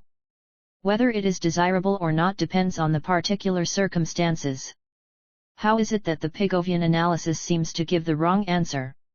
The reason is that Pigou does not seem to have noticed that his analysis is dealing with an entirely different question. The analysis as such is correct. But it is quite illegitimate for Pigou to draw the particular conclusion he does. The question at issue is not whether it is desirable to run an additional train or a faster train or to install smoke-preventing devices. The question at issue is whether it is desirable to have a system in which the railway has to compensate those who suffer damage from the fires which it causes, or one in which the railway does not have to compensate them. When an economist is comparing alternative social arrangements, the proper procedure is to compare the total social product yielded by these different arrangements. The comparison of private and social products is neither here nor there. A simple example will demonstrate this. Imagine a town in which there are traffic lights. A motorist approaches an intersection and stops because the light is red. There are no cars approaching the intersection on the other street. If the motorist ignored the red signal, no accident would occur and the total product would increase because the motorist would arrive earlier at his destination. Why does he not do this? The reason is that if he ignored the light he would be fined. The private product from crossing the street is less than the social product. Should we conclude from this that the total product would be greater if there were no fines for failing to obey traffic signals? The Pigovian analysis shows us that it is possible to conceive of better worlds than the one in which we live. But the problem is to devise practical arrangements which will correct defects in one part of the system without causing more serious harm in other parts.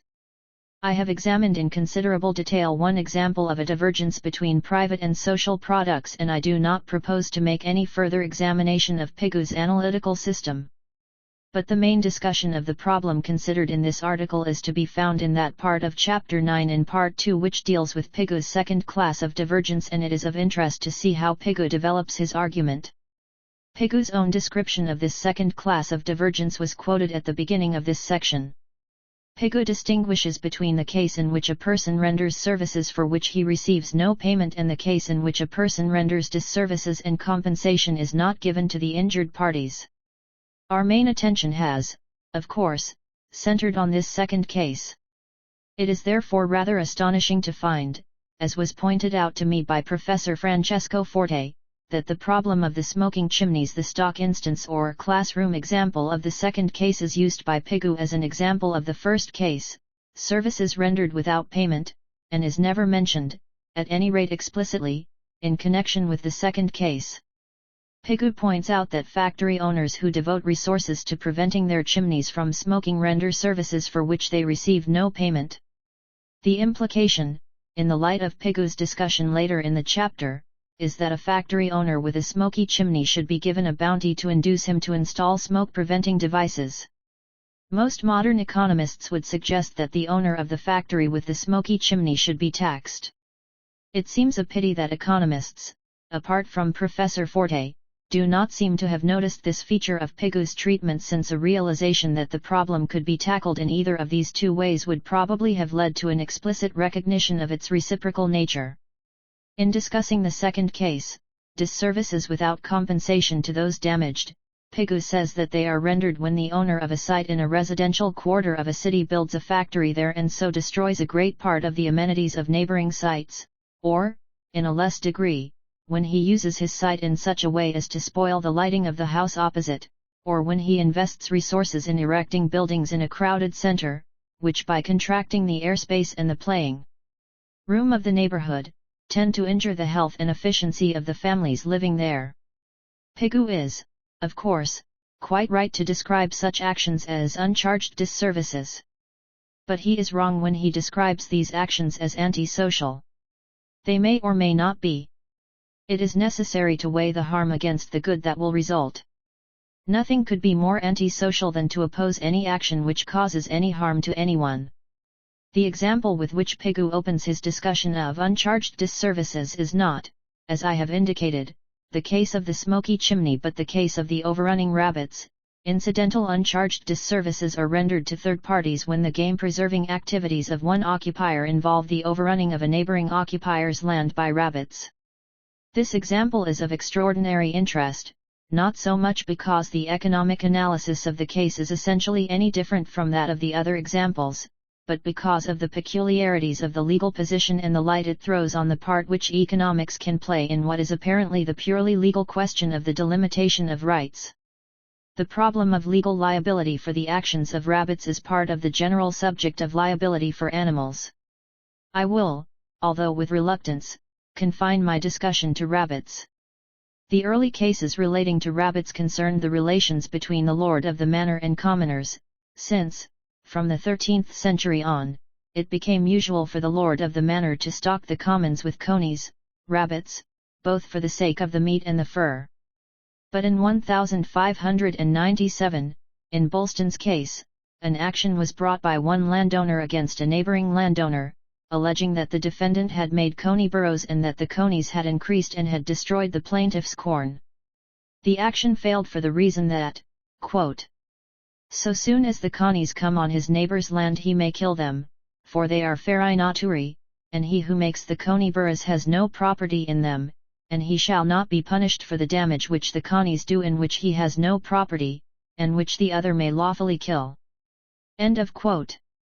As Bolston's case has been treated as binding, Bray, in 1919, said that he was not aware that Bolston's case has ever been overruled or questioned. Pigou's rabbit example undoubtedly represented the legal position at the time the Economics of Welfare was written. And in this case, it is not far from the truth to say that the state of affairs which Pigou describes came about because of an absence of government action, at any rate in the form of statutory enactments, and was the result of natural tendencies. Nonetheless, Bolston's case is something of a legal curiosity, and Professor Williams makes no secret of his distaste for this decision. Quote, "The conception of liability in nuisance as being based upon ownership is the result, apparently, of a confusion with the action of cattle trespass, and runs counter both to principle and to the medieval authorities on the escape of water, smoke, and filth. The prerequisite of any satisfactory treatment of the subject is the final abandonment of the pernicious doctrine in Bolston's case. Once Bolston's case disappears, the way will be clear for a rational restatement of the whole subject, on lines that will harmonize with the principles prevailing in the rest of the law of nuisance." End of quote. The judges in Bolston's case were, of course, aware that their view of the matter depended on distinguishing this case from one involving nuisance. Quote, "This cause is not like to the cases put, on the other side, of erecting a lime-kiln, dye-house, or the like, for there the annoyance is by the act of the parties who make them, but it is not so here, for the conies of themselves went into the plaintiff's land, and he might take them when they came upon his land, and make profit of them." End of quote. Professor Williams comments, quote, "Once more the atavistic idea is emerging that the animals are guilty and not the landowner. It is not, of course, a satisfactory principle to introduce into a modern law of nuisance. If A erects a house or plants a tree so that the rain runs or drips from it onto B's land, this is A's act for which he is liable, but if A introduces rabbits into his land so that they escape from it into B's, this is the act of the rabbits for which A is not liable." Such is the specious distinction resulting from Bolston's case. End of quote. It has to be admitted that the decision in Bolston's case seems a little odd. A man may be liable for damage caused by smoke or unpleasant smells, without it being necessary to determine whether he owns the smoke or the smell. And the rule in Bolston's case has not always been followed in cases dealing with other animals. For example, in Bland v. Yates v. 6 it was decided that an injunction could be granted to prevent someone from keeping an unusual and excessive collection of manure in which flies bred and which infested a neighbor's house. The question of who owned the flies was not raised. An economist would not wish to object because legal reasoning sometimes appears a little odd. But there is a sound economic reason for supporting Professor Williams' view that the problem of liability for animals, and particularly rabbits, should be brought within the ordinary law of nuisance. The reason is not that the man who harbors rabbits is solely responsible for the damage, the man whose crops are eaten is equally responsible. And given that the costs of market transactions make a rearrangement of rights impossible, unless we know the particular circumstances, we cannot say whether it is desirable or not to make the man who harbors rabbits responsible for the damage committed by the rabbits on neighboring properties. The objection to the rule in Bolston's case is that, under it, the harborer of rabbits can never be liable. It fixes the rule of liability at one pole, and this is as undesirable, from an economic point of view, as fixing the rule at the other pole and making the harborer of rabbits always liable. But, as we saw in Section 7, the law of nuisance, as it is in fact handled by the courts, is flexible and allows for a comparison of the utility of an act with the harm it produces. As Professor Williams says, quote, "The whole law of nuisance is an attempt to reconcile and compromise between conflicting interests." End of quote. To bring the problem of rabbits within the ordinary law of nuisance would not mean inevitably making the harborer of rabbits liable for damage committed by the rabbits. This is not to say that the sole task of the courts in such cases is to make a comparison between the harm and the utility of an act. Nor is it to be expected that the courts will always decide correctly after making such a comparison. But unless the courts act very foolishly, the ordinary law of nuisance would seem likely to give economically more satisfactory results than adopting a rigid rule.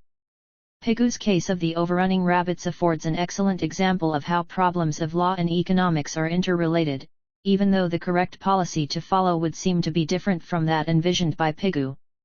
Pigou allows one exception to his conclusion that there is a divergence between private and social products in the rabbit example. He adds, quote, "Unless the two occupiers stand in the relation of landlord and tenant, so that compensation is given in an adjustment of the rent." End of quote. This qualification is rather surprising since Pigou's first class of divergence is largely concerned with the difficulties of drawing up satisfactory contracts between landlords and tenants.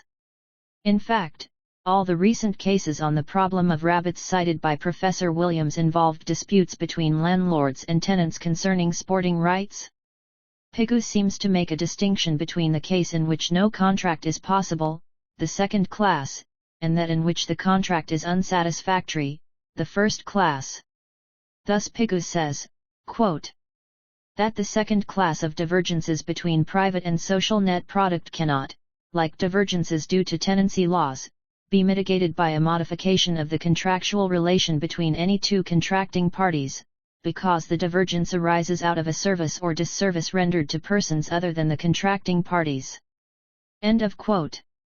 But the reason why some activities are not the subject of contracts is exactly the same as the reason why some contracts are commonly unsatisfactory. It would cost too much to put the matter right. Indeed, the two cases are really the same since the contracts are unsatisfactory because they do not cover certain activities. The exact bearing of the discussion of the first class of divergence on Pigou's main argument is difficult to discover. He shows that in some circumstances contractual relations between landlord and tenant may result in a divergence between private and social products. But he also goes on to show that government-enforced compensation schemes and rent controls will also produce divergences.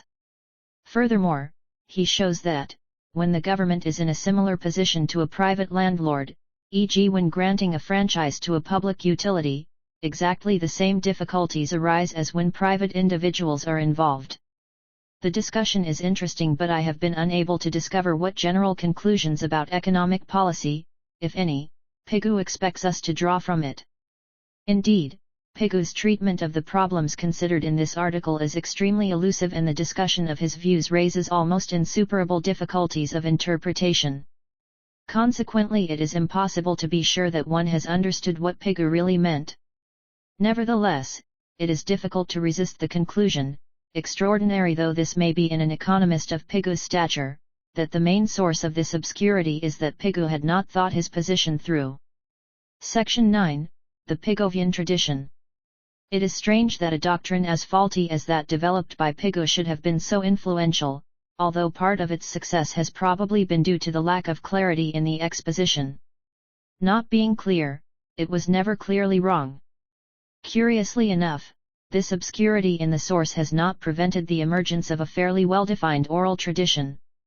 What economists think they learn from Pigou, and what they tell their students, which I term the Pigouvian tradition, is reasonably clear. I propose to show the inadequacy of this Pigouvian tradition by demonstrating that both the analysis and the policy conclusions which it supports are incorrect. I do not propose to justify my view as to the prevailing opinion by copious references to the literature. I do this partly because the treatment in the literature is usually so fragmentary, often involving little more than a reference to Pigou plus some explanatory comment, that detailed examination would be inappropriate. But the main reason for this lack of reference is that the doctrine, although based on Pigou, must have been largely the product of an oral tradition. Certainly economists with whom I have discussed these problems have shown a unanimity of opinion which is quite remarkable considering the meager treatment accorded this subject in the literature. No doubt there are some economists who do not share the usual view, but they must represent a small minority of the profession. The approach to the problems under discussion is through an examination of the value of physical production. The private product is the value of the additional product resulting from a particular activity of a business. The social product equals the private product minus the fall in the value of production elsewhere for which no compensation is paid by the business. Thus, if 10 units of a factor, and no other factors, are used by a business to make a certain product with a value of $105, and the owner of this factor is not compensated for their use, which he is unable to prevent, and these 10 units of the factor would yield products in their best alternative use worth $100, then, the social product is $105 minus $100 or $5.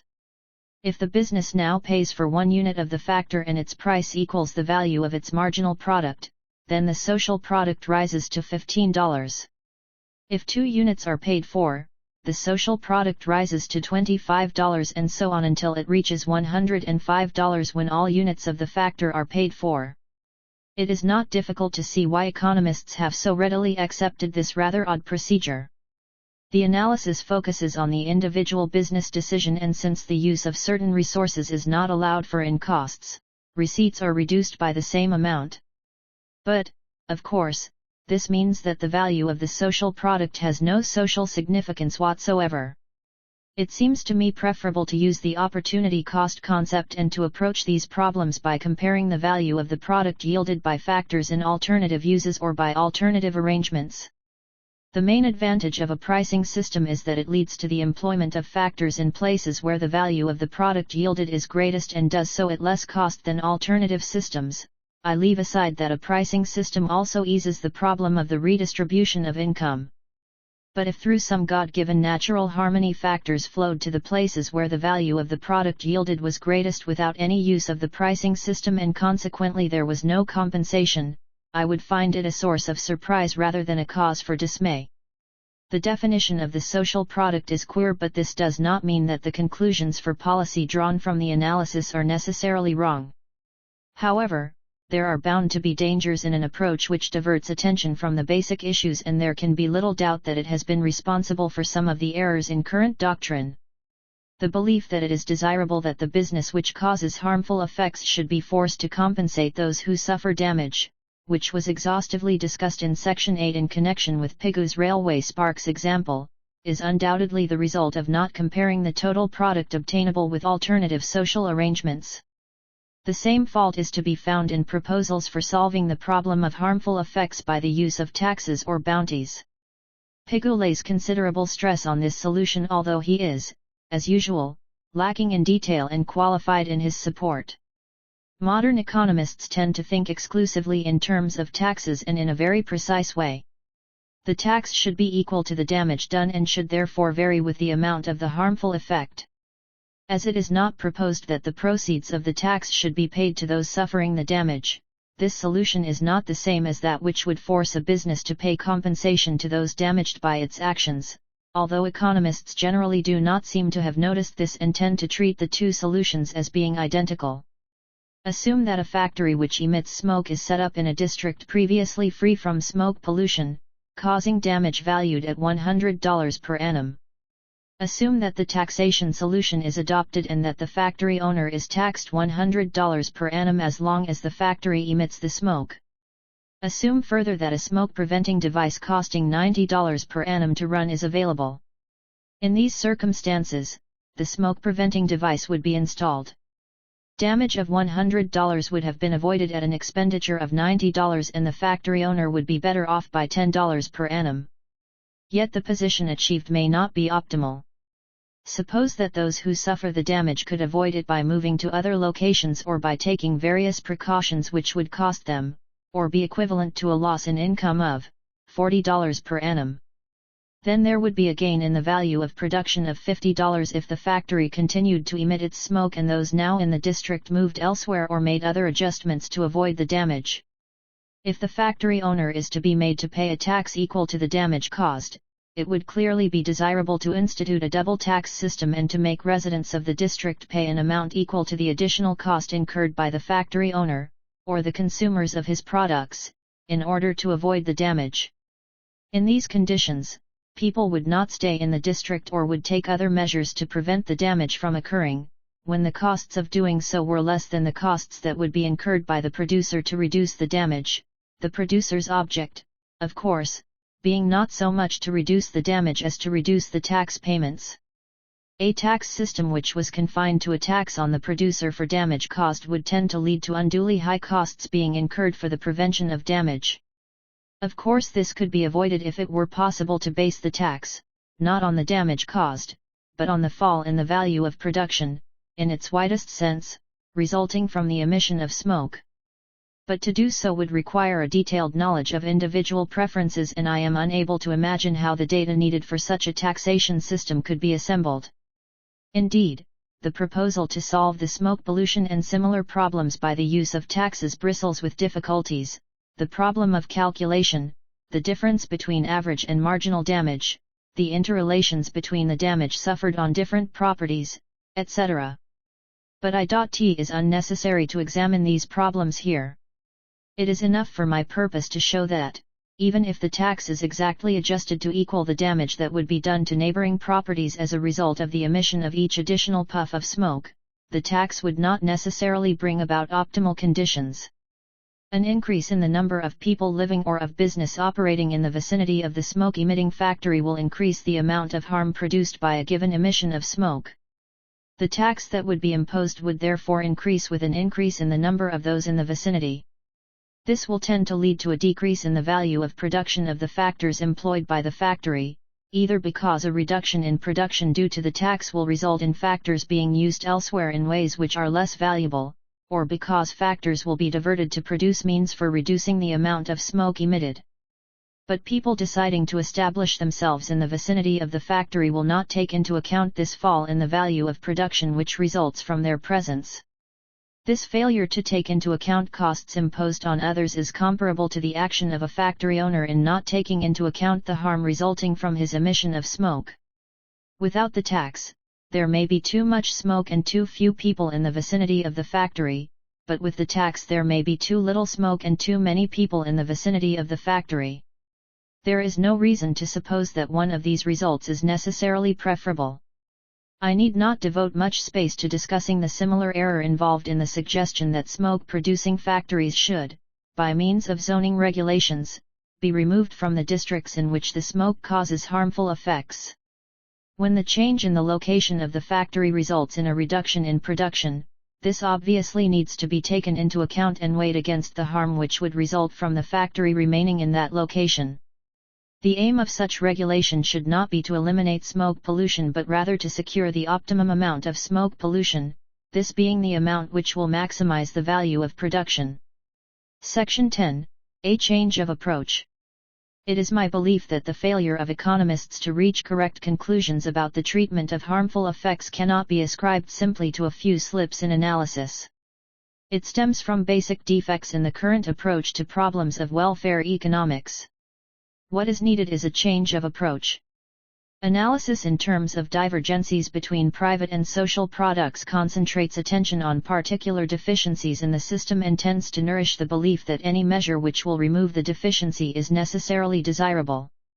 It diverts attention from those other changes in the system which are inevitably associated with the corrective measure, changes which may well produce more harm than the original deficiency. In the preceding sections of this article, we have seen many examples of this. But it is not necessary to approach the problem in this way. Economists who study problems of the firm habitually use an opportunity cost approach and compare the receipts obtained from a given combination of factors with alternative business arrangements. It would seem desirable to use a similar approach when dealing with questions of economic policy and to compare the total product yielded by alternative social arrangements. In this article, the analysis has been confined, as is usual in this part of economics, to comparisons of the value of production, as measured by the market. But it is, of course, desirable that the choice between different social arrangements for the solution of economic problems should be carried out in broader terms than this, and that the total effect of these arrangements in all spheres of life should be taken into account. As Frank H. Knight has so often emphasized, problems of welfare economics must ultimately dissolve into a study of aesthetics and morals. A second feature of the usual treatment of the problems discussed in this article is that the analysis proceeds in terms of a comparison between a state of laissez-faire and some kind of ideal world. This approach inevitably leads to a looseness of thought, since the nature of the alternatives being compared is never clear. In a state of laissez-faire, is there a monetary, a legal, or a political system, and if so, what are they? In an ideal world, would there be a monetary, a legal, or a political system, and if so, what would they be? The answers to all these questions are shrouded in mystery, and every man is free to draw whatever conclusions he likes. Actually, very little analysis is required to show that an ideal world is better than a state of laissez-faire, unless the definitions of a state of laissez-faire and an ideal world happen to be the same. But the whole discussion is largely irrelevant for questions of economic policy, since whatever we may have in mind as our ideal world, it is clear that we have not yet discovered how to get to it from where we are. A better approach would seem to be to start our analysis with a situation approximating that which actually exists, to examine the effects of a proposed policy change and to attempt to decide whether the new situation would be, in total, better or worse than the original one. In this way, conclusions for policy would have some relevance to the actual situation. A final reason for the failure to develop a theory adequate to handle the problem of harmful effects stems from a faulty concept of a factor of production. This is usually thought of as a physical entity which the businessman acquires and uses, an acre of land, a ton of fertilizer, instead of as a right to perform certain, physical, actions. We may speak of a person owning land and using it as a factor of production, but what the landowner in fact possesses is the right to carry out a circumscribed list of actions. The rights of a landowner are not unlimited. It is not even always possible for him to remove the land to another place, for instance, by quarrying it. And although it may be possible for him to exclude some people from using his land, this may not be true of others. For example, some people may have the right to cross the land. Furthermore, it may or may not be possible to erect certain types of buildings or to grow certain crops or to use particular drainage systems on the land. This does not come about simply because of government regulation. It would be equally true under the common law. In fact, it would be true under any system of law. A system in which the rights of individuals were unlimited would be one in which there were no rights to acquire. If factors of production are thought of as rights, it becomes easier to understand that the right to do something which has a harmful effect, such as the creation of smoke, noise, smells, etc., is also a factor of production. Just as we may use a piece of land in such a way as to prevent someone else from crossing it, or parking his car, or building his house upon it, so we may use it in such a way as to deny him a view or quiet or unpolluted air.